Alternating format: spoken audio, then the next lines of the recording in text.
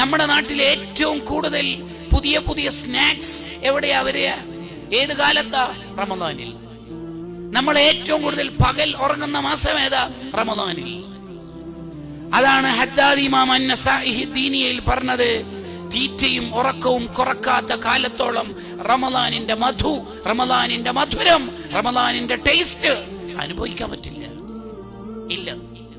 അത്താഴത്തിനും ഇഫ്താറിന്റെയും നേരത്ത് വിഭവസമൃദ്ധമായ ഭക്ഷണങ്ങൾ കൊണ്ട് നിന്റെ വയറ് നിറക്കുന്നുണ്ടെങ്കിൽ ഫകഅന്നഹു ലം യസും, നോമ്പ് നോക്കാത്തവനെ പോലെയാണെന്ന് ഷെഹ്റാനി ഇമാം എഴുതി വെക്കുന്നുണ്ട്.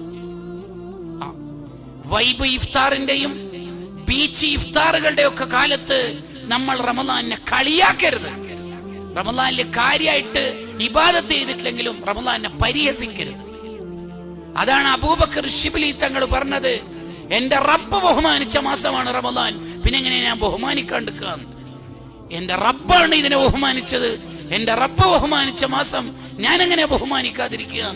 പുതിയ കൂട്ടുകാരെ, ഇഫ്താറിനിരിക്കുന്നതിന്റെ ആ മുമ്പ് അല്ലെങ്കിൽ ഇഫ്താറിനിരുന്ന സമയം കാമണിക്കൂറും 5 മിനിറ്റുമുള്ള ആ ഗ്യാപ്പിലും ഇടത്തെ കയ്യിൽ ഇൻസ്റ്റയിലും യൂട്യൂബിലുള്ള റീൽസ് ആണ് സ്ക്രോൾ ചെയ്യുന്നതെങ്കിൽ നമുക്കെന്താ പറ്റിപ്പോയത്?